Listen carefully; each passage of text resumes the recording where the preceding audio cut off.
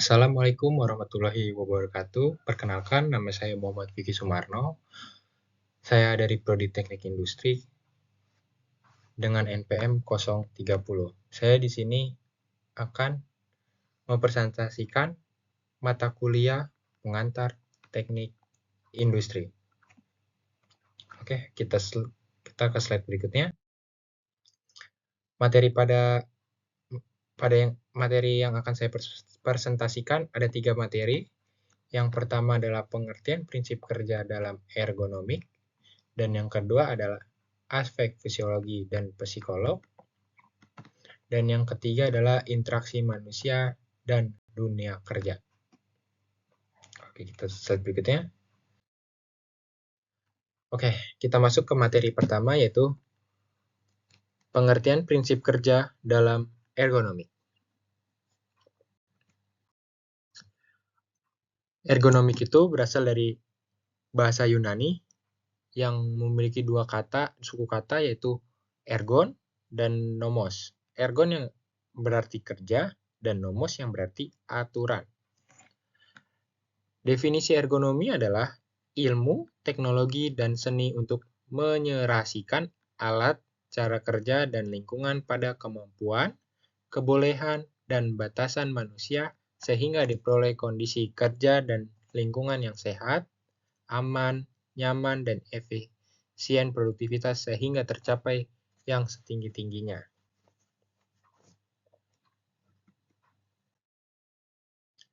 Tujuan dari ergonomi adalah menciptakan lingkungan kerja yang aman, sehat, nyaman, dan efisien. Dengan demikian dapat mengurangi risiko cedera muskuloskeletal, menghindari kelelahan, serta meningkatkan kesejahteraan jasmani dan rohani. Mungkin ini bisa disebut juga kaizen ya teman-teman. Kan menciptakan lingkungan kerja yang aman, sehat, nyaman, dan efisien. Jadi mempermudah kita bekerja lah. Jadi kita nyaman bekerja di situ, dan kita nyaman memproses proses yang kita kerjakan, dan aman, tidak akan ada kecelakaan kerja, walaupun kemungkinan kecelakaan kerja masih 0,01% dari 100% lah. Itu tergantung diri kita juga. Oke, kita masuk ke prinsip-prinsip kerja ergonomi. Ada 7 prinsip ergonomi. Yang pertama adalah bekerja pada posisi atau postur normal. Nah, maksudnya di sini adalah kalau misalkan kita bekerja, kalau bisa posisi badan kita nih tegak, jangan ngebungkuk. Kayak yang bagian kan di dunia kerja itu kan di PT-PT ada yang kerjanya mungkin ada yang duduk, ada yang berdiri. Nah, kalau bisa jangan ngebungkuk. Kan ada tuh namanya postur yang kalau ngebungkuk, kalau misalkan kayak miring dikit, ya badannya belakangnya masih agak tegak lah. Biar nggak yang namanya saraf kejepit lah. Apalagi kalau misalnya angkat beratnya bebannya yang nggak masuk akal lah. Kan ada tuh beberapa yang tetap maksain. Nah, kalau bisa jangan terlalu maksain. Terus mengurangi beban yang berlebih. Nah, maksud saya dari tadi tuh yang ngangkat beban yang berlebih tuh, nah ini nih. Karena itu beban yang nggak masuk akal, tapi kita gara-gara adrenalin kita mau kayak ayo bisa bisa bisa. Nah, jadi kita tiba-tiba jadi kuat lah. Nah, kalau bisa jangan apa namanya? Jangan terlalu maksain lah. Nanti bisa jadi kerasanya beberapa minggu kemudian tiba-tiba pinggang kerasa nyeri lah, kerasa sakit lah, ya paling parah saraf kejepit itu. Yang ketiga adalah menempatkan peralatan yang mudah dijangkau. Seperti kalau misalkan yang bagiannya maintenance. Mungkin ada beberapa dari teman-teman yang kerjanya di bagian maintenance ataupun namanya engineering lah. Ya, kalau misalkan punya alat-alat pribadi, kalau bisa ditaruh di tempat di dekat kita lah, kalau misalkan kita lagi melakukan perbaikan. Dan kayak misalkan kita habis melakukan perbaikan nih, kita naik ke atas mesin. Kita melakukan perbaikan, terus alatnya kita taruh di atas mesin, terus kita turun. Terus pas kita pergi, kita melakukan perbaikan di mesin yang lain, kita lupa nih. Nah, seperti gitulah kalau misalkan kerja juga nih. Maksudnya kayak misalkan kita lagi perbaikan, kita lagi kerja di atas, terus kita taruh, kita oper ke teman kita. Hasilnya kita bisa dipegang nih kayak kantong kita, biar kita mudah buat menjangkau. Kalau misalkan kita kasih ke teman kita, Jadi kita jadi oper-operan, jadi memperlambat kita untuk memperlambat bekerja. Yang keempat adalah bekerja pada ketinggian yang sesuai badan. Nah, maksudnya di sini mungkin kan ada beberapa mesin yang pendek dan tinggi. Ya, kalau bisa sesuaikan sama tinggi badan kita. Kalau misalnya tinggi badan kita, ya kalau misalnya kalau bisa jangan terlalu pendek, jangan terlalu tinggi. Kalau misalkan pendek, badan kita jadi ngebungkuk nih. Jadi posisi posisi postur kita tuh nggak bakal normal. Pasti kita ngebungkuk. Entah bagian ininya lah jadi gini, jadi ngebungkuk. Terus kalau misalkan ketinggian, jadi kita ngedangak. Jadi tangan kita malah kayak gini lah. Ya walaupun nggak mungkin setinggi itu, tapi mungkin kayak misalkan tinggi mesinnya sedada kita. Ya kan kita nggak mungkin gini mulu. Ya anggap aja kita kerja normal kan 8 jam. Kalau di luar lembur tuh. 8 jam kita begitu. Kalau kita netap di satu mesin itu, wah itu pasti rasanya bakal capek banget itu. Terus yang keenam adalah mengurangi tekanan pada titik tertentu. Seperti kalau misalnya kita kerja berdiri nih. Kan pasti 8 jam tuh kan kita nggak mungkin diem doang nih. Kalau misalnya diem doang kan pasti titiknya tertekannya di dua kaki nih. Mungkin kadang kita kita pindah-pindahin ke kaki kiri kanan sampai sampai kita ngerasa nggak terlalu pegel lah. Mungkin kita bakal bergerak-gerak walaupun geraknya nggak terlalu banyak, cuman gerakin kaki kiri kanan buat sebagai tumpuan. Terus yang ketujuh adalah membuat ruang lebih leluasa untuk bergerak. Nah, maksudnya di sini di area kerja kita. Kalau bisa jangan taruh box kiri kanan nih, kayak ibaratnya ngurung kita. Kalau bisa jangan. Kalau misalnya kita mau gerak jadi gak leluasa. Kalau misalnya terlalu mepet deket kita, kita mau keluar jadi susah. Ya kalau misalnya kita nyusun boxnya setinggi kita lah, maksudnya kita naruh segini. Kalau misalnya nggak sengaja kesenggol sama pundak lah, sama lengan kita, akhirnya jatuh. Kalau misalkan ada orang pas buat lagi lewat belakang kita, terus jadi jatuh, terus jadi ketiban, jadi kecelakaan kerja. Nah, kita mulai ke slide berikutnya. Oke, kita mulai kepada materi kedua. Aspek fisiologi dan psikologi manusia. Pengertian aspek fisiologi dan psikologi. Fisiologi adalah fungsi biologis tubuh manusia seperti sistem otot, syaraf, dan sirkulasi darah yang berperan penting dalam kegiatan sehari-hari termasuk kerja. Maksudnya di sini adalah fisiologi adalah kondisi badan kita. Seperti tangan kita, kaki kita, yang dalam keadaan kondisi baik. Nah, mungkin di tempat kerja itu kan ada yang namanya APD. Nah, kalau bisa pakai, soalnya itu kan masuknya fisiologi. Kalau misalnya kita nggak pakai, nanti kita kenapa-kenapa. Kayak misalnya dari telinga kita yang jadi budek lah, tangan kita yang kesepihan gram. Jadi ini masuknya ke fisiologi tuh. Itu masuknya ke fisiologi. Terus psikologi, mengkaji perilaku dan proses mental manusia, termasuk resepsi, motivasi, stres, dan pengambilan keputusan. Contohnya, stres kerja dapat mengaruhi detak jantung, tekanan, dan keseimbangan otot. Dan juga stres kerja dapat mempengaruhi kerja kita selama kerja. Seperti kalau misalkan kita putus lah sama pacar. Kalau misalnya kita ribut sama pacar. Terus kalau misalkan di rumah nih, kita tanggal tua, di rumah nggak ada apa-apa, di kos nggak ada apa-apa, aduh lapar, tanggal tua. Terus kalau misalnya punya cicilan banyak nih, kalau bisa jangan dibawa ke tempat kerja dulu, kita buang tuh semua, kita fokus kerja dulu, biar tidak namanya terjadi kecelakaan kerja. Soalnya mental itu sangat penting ketika bekerja. Nah juga di sini kan ada yang namanya motivasi, mungkin sebelum bekerja ada yang namanya bersosialisasi sebelum kerja, briefing lah sebelum bekerja agar kita bersemangat pagi. Kita mulai ke slide berikutnya.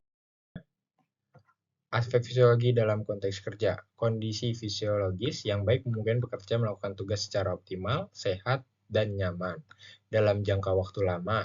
Posisi kerja tidak ergonomis ataupun posisi kerja tidak nyaman lah ya. Mengangkat beban berlebihan ini kayak misalnya bebannya yang harusnya kita kuat paling cuma ya anggap aja 10 kilo lah. Ya jangan terlalu berat deh kalau misalnya 10 kilo kan 8 jam nih 10 kilo tiap angkat kan lumayan juga kerasa 5 kilo dah. Nah kita kalau misalnya kita kuat ya 5 kilo selama 8 jam itu Ya kalau bisa jangan tiba-tiba nambah 10, nambah 7. Soalnya takutnya terjadi namanya otot-otot kita tuh kaku lah kalau nggak kaget ataupun namanya syaraf kejepit tuh. Dan penggunaan alat tidak tepat dapat menyebabkan kelelahan otot dan cedera. Ya kayak misalkan alat buat derek box kita gunain buat apalah. Nah itu kan jadi kayak misalnya dapat mencederakan otot. Terus lingkungan kerja yang memenuhi aspek fisiologis seperti lingkungan kerja yang baik, nyaman, ya nerapin yang namanya 5R, ringkas, resik, rapi. Nah itulah saya lupa lagi dua laginya. Meningkatkan produktivitas dan mengurangi risiko penyakit akibat kerja. Nah kalau misalkan kita juga kalau misalkan lingkungan kerja kita nih, lingkungan kerja kita berasap, nah kita wajib pakai masker. Soalnya kan dapat namanya penyakit tuh kayak misalkan paru-paru kita. Nah, terus kalau misalnya kimia-kimia juga tetap pakai masker, terus kalau bisa pakai kayak baju apa namanya APD yang baju gitu. Kalau misalnya cipratan kimianya itu kena ke kulit biar nggak langsung kena kulit lah. Nah, terus kalau misalnya ada yang minyak tumpah kalau bisa langsung dilap biar nggak namanya jadi tidak tidak terjadinya namanya risiko kecelakaan kerja lah penyakit no, akibat yang risiko penyakit akibat kerja. Makanya lingkungan kerja harus memenuhi aspek fisiologis. Aspek psikologi dalam konteks kerja. Faktor psikososial seperti tekanan kerja, stres, dan hubungan antar pekerja mempengaruhi kinerja dan kesejahteraan mental. Stres kronis dan dapat menurunkan konsentrasi dan efektivitas kerja. Nah, di sini tuh kayak tekanan kerja tuh kayak misalkan kita ditekan sama atasan. Atasan ada aja gebrakannya lah. Dan tiba-tiba kalau misalnya kita ditekan ini nih, mungkin kita ada beberapa yang stres, jadi kepikiran, jadi kerja kita nggak fokus. Nah, itu juga bahaya. Nih, yang tekanan kerja pasti dapat menyebabkan stres nih, stres pasti. Terus hubungan antar pekerja, kalau bisa hubungan antar pekerja tuh rukun-rukun, baik-baik, membangun namanya kerjasama yang baik, biar biar kerja kita juga nyaman, mental kita juga terjaga. Kalau misalnya kita nggak membangun hubungan yang baik, mental kita jadi emosian. Kalau misalnya kita kesel sama dia tuh jadi emosian, jadi nggak fokus. Kinerja kita jadi menurun lah, nggak fokus lah kerja kita. Apa sih hubungannya fisiologi dan psikologi? Ya saling berhubungan, seperti kesehatan fisik yang buruk dapat memperburuk keadaan psikologis. Nah ini maksudnya kayak saling berhubung. Kalau misalnya kondisi fisik kita sakit, nah pasti mental kita, fisiologis kita juga kena. Nah, sebaliknya juga, stres mental dapat menimbulkan masalah fisik. Nah, itu kalau misalnya kita lagi down, terus kita nggak fokus, tiba-tiba kayak kebeset benda tajam, itu juga sakit itu pasti. Nah, jadi ini tuh saling berhubungan antara fisiologi sama psikologi. Ibaratnya ini fisik kita dan psikologi adalah mental kita. Kalau misalkan salah satunya, ini harus imbang nih, setara nih. Kalau misalnya satunya turun, ini normal, wah nggak fokus kerja kita, jadi bisa kecelakaan kerja.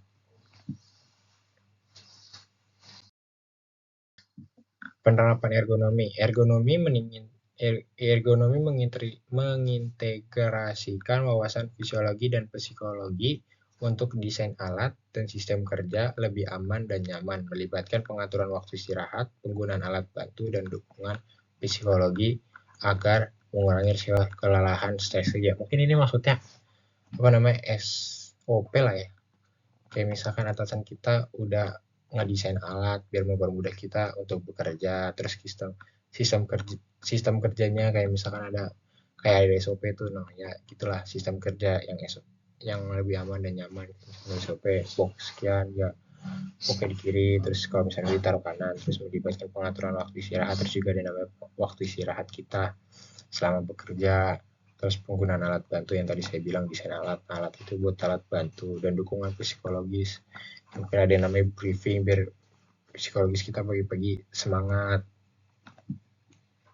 gitu lagi. Interaksi manusia dan dunia kerja. Yang kita masuk ke materi ketiga adalah interaksi manusia dan dunia kerja. Interaksi manusia dan dunia kerja. Interaksi sosial di dunia kerja merupakan hubungan timbal balik yang berkaitan dengan komunikasi dan kerja sama antar karyawan. Interaksi yang baik dapat memotivasi karyawan sehingga meningkatkan kinerja secara signifikan. Ya, ini yang tadi seperti saya bilang, membangun komunikasi, membangun kerjasama, hubungan yang baik agar agar dapat bekerja dengan baik, signifikan. Jadi yang tadinya ya mungkin bisa saling membantu, kalau misalnya kita kayak teter jadi saling bisa membantu. Mungkin teman teman teman kerja kita, rekan kerja kita sudah selesai berarti ya. Jadi kalau misalnya kita keteter, dia bisa membantu. Jadi kita harus membangun interaksi yang baik, komunikasi yang baik dengan sesama rekan kerja. Oke, pentingnya interaksi di dunia kerja. Interaksi manusia pada dunia kerja memang sangat penting, karena hubungan sosial yang baik akan menciptakan suasana kerja yang positif dan produktif. Interaksi yang baik dapat membangun lingkungan kerja harmonis, meningkatkan kepuasan kerja, dan mendukung pencapaian tujuan kerja. Nah, pentingnya interaksi itu ya itu. Jadi kalau misalnya kita kerja nih, jadi kita punya keluhan, terus saling mengasih masukan lah enaknya gimana. Jadi dapat menciptakan sosialisasi yang baik ya, misalkan ini gitu lah. Dan menciptakan suasana kerja. Jadi suasana kita kerja happy aja, nggak ada masalah, karena kan kita sudah melakukan interaksi dalam kerja. Kerja kita juga enak lah, punya hubungan yang baik. Terus kita produktivitas kita juga baik nih, nggak bakal menurun karena lingkungan kerja kita yang baik. Kalau misalkan nggak ada interaksi ya mungkin kita kayak aduh, karyawannya juga mau tegur nggak enak kan, jadi kita jadi canggung, namanya nggak ada interaksi. Jadi gitulah. Terus ada 3 jenis interaksi di dunia kerja. Yang pertama adalah interaksi antar rekan kerja. Nah, di sini yang di sini tuh maksudnya interaksi dengan rekan kerja yang membangun hubungan yang baik. Kalau misalnya ada apa-apa, kalau misalkan ada apa, bisa tanya ke rekan kerja yang lebih senior. Kayak misalkan ada namanya abnormality. Jadi kita melakukan kesalahan nih, abnormality, kita kalau misalnya nggak ada atasan lagi, nggak ada di tempat, kita coba bisa nanya ke rekan kerja kita yang lebih senior, kayak misalkan ini harus gimana. Kalau misalkan ya mungkin rekan kerja kita mungkin akan ngasih masukan kayak misalnya udah tunggu aja ke atasannya datang, nah stop dulu jangan produksi sehingga atasan datang. Kalau kita terus kalau nggak, rekan kerja kita yang bantu memanggil mungkin kita karyawan baru yang belum ngerti gimana tuh dunia kerja. Terus interaksi antar atasan dan bawahan. Nah, interaksi kita antar bawahan tuh harus dibangun kalau bisa. Soalnya kalau misalnya kita ada apa-apa, kita bisa langsung chat atasan. Ya maksudnya langsung interaksi, langsung laporan lah ke atasan kalau misalnya kayak terjadi ya abnormality. Kalau misalnya kita proses nih barang satu, tiba-tiba NG kok kenapa nih, kita nggak tahu penyebabnya ya. Ya karena kita takut NG makin banyak, kita laporan ke atasan, itu termasuk interaksi. Terus juga kalau misalnya kita minta hak cuti kan nggak bisa kita tiba-tiba cuti. Nah, kita pasti ya kalau misalnya itu pasti kita laporan dulu ke atasan. Terus kalau misalnya kita sedang gak enak badan, terus kalau misalnya izin juga pasti kita laporan ke atasan. Jadi membangun interaksi di atasan sama bawahan itu penting biar mempermudah kita kerja. Kalau misalnya ada kita di jalan ban ini, jadi mempermudah lah misalnya kita izin telat lah segala macam. Terus yang ketiga ada interaksi antara manusia dan teknologi. Ini kan teknologi juga makin berkembang, jadi ada beberapa yang kerja mungkin menggunakan teknologi. Jadi kita melakukan interaksi, maksudnya memperkenal sistem teknologi itu. Ada kan yang teknologi yang kayak misalnya CNC kan termasuk teknologi sama robot, ada sistemnya. Jadi ya kita interaksi, maksud interaksinya mungkin itulah ya, kayak misalkan kita menggunakan teknologi itu buat melakukan pekerjaan. Jadi kita harus mengerti kemajuan teknologi agar kita tidak pelangap-pelongo lah kalau bisa ya. Ya mungkin ada yang berupa yang di bagian robot. Nah, jadi robot kan ada tuh teknologinya. Terus ada yang apa tuh namanya, remote control lah misalnya sistemnya lah. Terus kalau misalnya CNC juga ada kan pasti sistemnya, kan bisa dari laptop nih kita ngedesain segala macam. Itu mungkin interaksi antar manusia dan teknologi. Jadi kesimpulannya dari 3 materi yang saya bahas, untuk materi pertama, ergonomi bertujuan menciptakan lingkungan kerja yang aman, nyaman, sehat, dan efisien dengan menyesuaikan pekerjaan terhadap kemampuan manusia. Ini yang tadi materi pertama, jadi membangun lingkungan kerja yang ada perilaku 5K, 2S, 5K, 2S lagi. 5R, ringkas, resik, rapi, rajin.